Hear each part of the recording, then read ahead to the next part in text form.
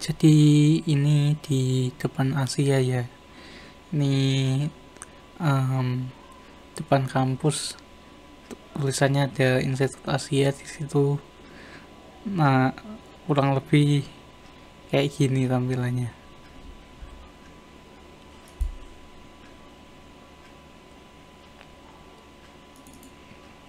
Di dalamnya ada di dalamnya kampus ada logo Institut Asia tentu saja.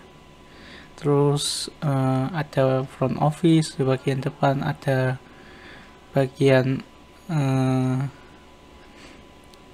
kalau nggak salah yang ngurus di bagian akademis, administrasi akademik kalau nggak salah. Terus yang satunya lupa sih buat apa.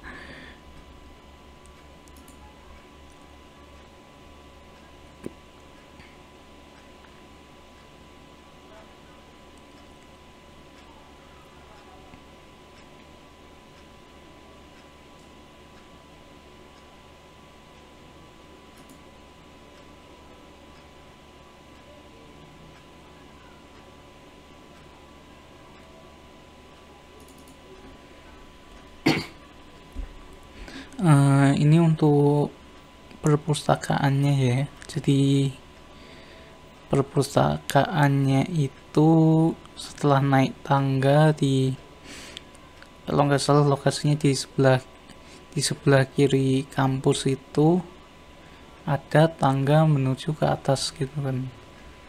Nah itu naik ke atas saja gitu. Nah di atas itu di samping kanannya itu pas sudah nyampe di lantai 2 itu ada perpustakaan. Isinya itu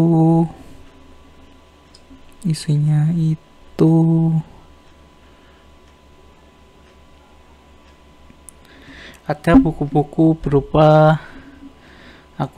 akuntansi manajemen dasar, ada buku tentang matematika fisika, terus ada yang teknik bisnis, manajemen pemasaran, teori seni, desain grafis, skripsi akuntansi, skripsi manajemen, usulan manajemen, proposal akuntansi, proposal manajemen, seminar akuntansi, PKL manajemen, TA, DKV, tugas akhir SK, sistem komputer, DKV itu desain komunikasi visual ya. TA informatika, tugas akhirnya informatika. Jadi tugas akhir ini, buku tentang tugas akhir ini ya berisi tentang informasi-informasi berupa kerjaannya entah itu anak DKV, SK atau TA pada saat tugas akhir berlangsung. Sedangkan di sini juga ada KKN-nya SK, kuliah kerja nyata sistem komputer, PKL-nya SK, terus PKL-nya anak TI, PKL-nya ya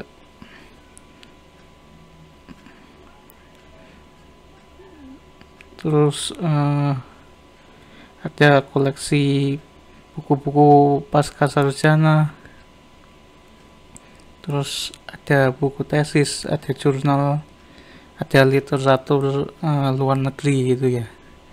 Nah di perpus ini itu bisa kalau nggak salah ada peraturan di mana untuk masuk ke perpus sendiri itu nggak boleh bawa makanan, yang pertama. Terus yang kedua, tasnya itu harus ditaruh di luar, entah itu tas ransel maupun yang tas yang apa itu namanya, portable kalau nggak salah, tas portable apa ya namanya, ya pokoknya itulah. Nah itu nggak boleh dibawa masuk. Jadi ketika ke perpus ini ya ya ya udah apa itu tasnya taruh di luar, masuk gitu. Nah di perpus ini juga ada kalau nggak salah itu tempat buat print-printan gitu. Jadi mau ngeprint apa bisa di situ gitu. Nah, di perpus ini bisa baca buku di perpusnya langsung atau minjem gitu. Nah, minjem dibawa pulang, tapi dalam waktu tertentu harus dikembalikan kembali gitu. Dan bukunya jangan sampai rusak. Kalau rusak harus ganti. Itu untuk perpusnya gitu ya.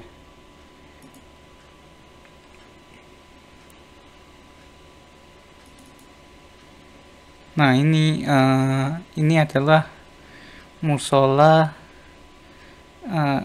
kalau nggak salah sebelah, kan ada tangga menuju ke perpus itu.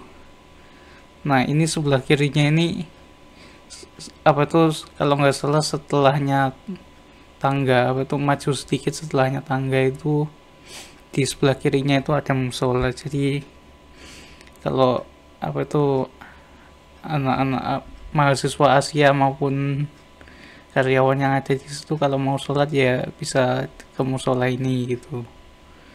Nah, di sebelah kanannya musola ini itu ada tempat wudhu gitu, jadi juga ada toiletnya juga, jadi untuk fasilitasnya ya lumayan lah.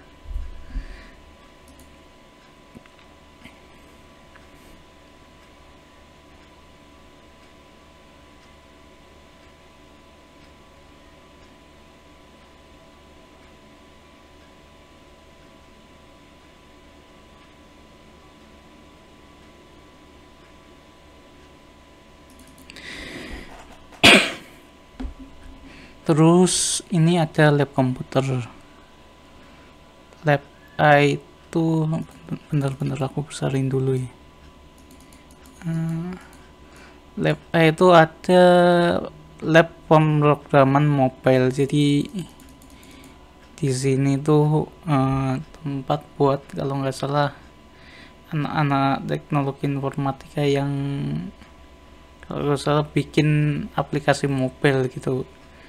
Seingatku begitu ya, mungkin bisa aja salah. Nah, untuk komputernya di sini ada banyak, of course ada kursinya juga.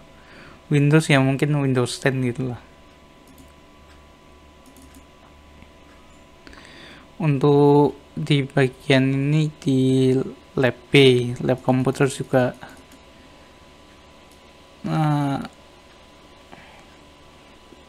lab lab design. Jadi di lab design ini anak-anak TKV itu buat desain berupa software seperti menggunakan software seperti Adobe Illustrator untuk ngebikin logo gitu. Jadi anak-anak desain itu praktek menggunakan software untuk bikin logo ataupun edit video juga bisa gitu kan. Nah, edit video biasanya pakai Adobe Premiere Pro. After Effects itu untuk apa namanya, efeknya yang ada di video itu gitu lah. Nah, selain After Effects sama Premiere Pro, di lab design ini mungkin juga ada yang namanya aplikasi 3ds Max juga ya, mungkin untuk rancang bentuk dalam yang dari 2 dimensi ke dalam bentuk 3D. Terus ada Adobe, namanya itu kalau nggak salah Adobe Animate juga gitu. Jadi Adobe Animate itu untuk membuat animasi 2 dimensi gitu. Animasi 2 dimensi ini dibuat dengan cara menginput bahasa pemrograman di situ gitu, terus menggambar manual gitu. Jadi frame by per frame gitu, frame 1, frame 2, frame 3, frame 4, frame 5 itu kayak digambar manual gitu. Jadi lumayan capek juga sih, tapi ya begitulah hidup gitu ya. Eh, terus mungkin ada Dreamweaver juga. Nah, fungsi dari Dreamweaver, software Dreamweaver yang akan dipakai anak-anak desain juga. Kenapa anak desain pakai software Dreamweaver yang isinya ada codingnya gitu ya? Dreamweaver ini perlu digunakan dalam membuat uh, website gitu, desain website bisa dibilang. Nah, desain website yang menarik itu misalnya ukuran logonya yang di website berapa pixel kali berapa pixel, terus gambar yang dimasukkan di situ tingkat transparansinya seperti apa, warna yang dipakai itu apa saja gitu kan. Nah, biasanya apa itu butuh Dreamweaver. Nah, Dreamweaver ini perlu bahasa pemrograman juga gitu. Nah, bahasa pemrogramannya buat apa? Nah, ya buat hal-hal itu tadi gitu, kayak jadi misalnya kita nih mau naruh logo gitu kan di dalam suatu website gitu. Logo ini berukuran misalnya 92 pixel kali 92 pixel, misalnya gitulah ya.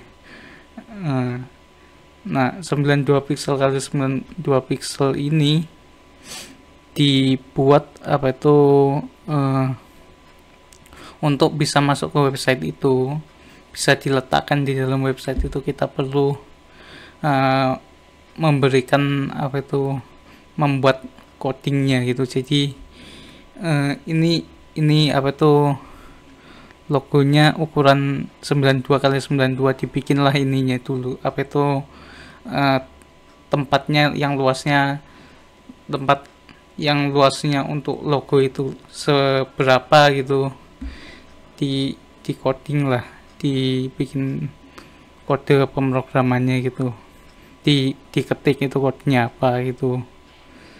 Setelah diketik ya nanti ditata gitu. Intinya apa itu, anak desain itu juga perlu coding juga gitu, untuk gunanya sewaktu-waktu kita itu bisa disuruh untuk jadi web developer juga gitu. Nah itu fungsi dari lab B ini.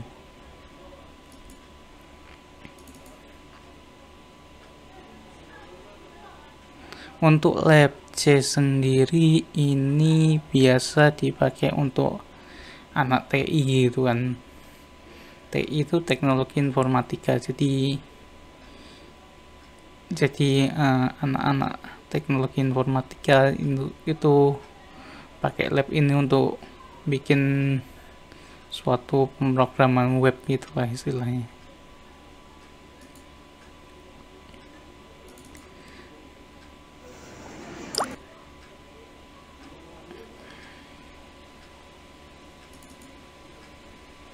Terus ada kayak lab komputer juga, tapi ini beda sendiri, lebih mirip sama kelas gitu ya.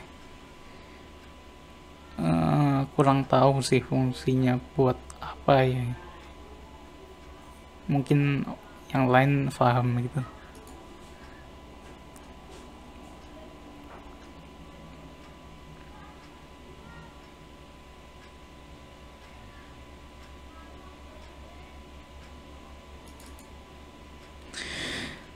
Nah ini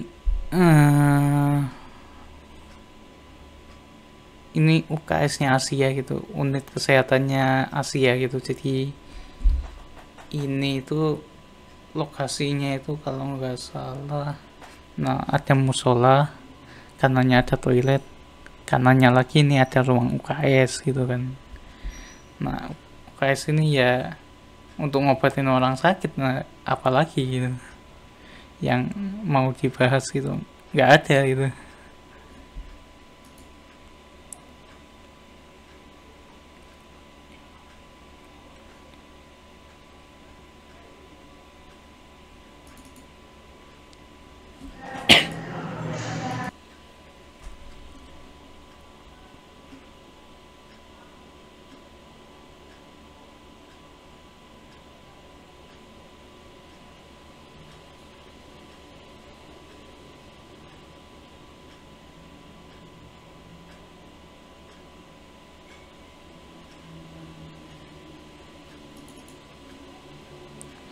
Untuk ruang eksekutif ini mungkin dipakai untuk rapat karyawan kali ya. Aku kurang ngerti juga ya.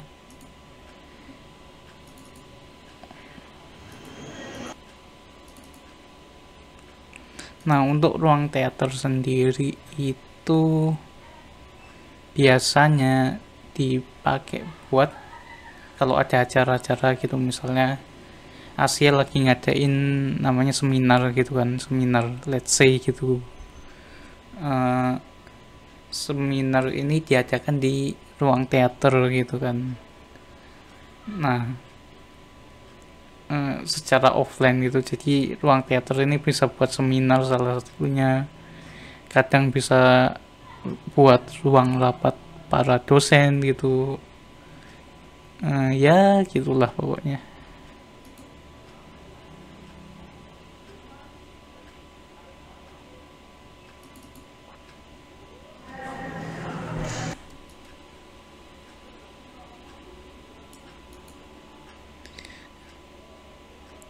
Ini itu eh, kalau nggak salah namanya ruang UPT jaringan gitu. UPT jaringan itu setahu saya waktu pertama kali ke situ itu buat ngurus namanya KTM, kartu tanda mahasiswa gitu. Nah, itu ngurusnya di UPT jaringan itu. KTM itu kartu tanda mahasiswa ini dipakai sebagai tanda pengenal bahwa kita itu mahasiswa Asia gitu. Nah, ngurusnya di sini gitu.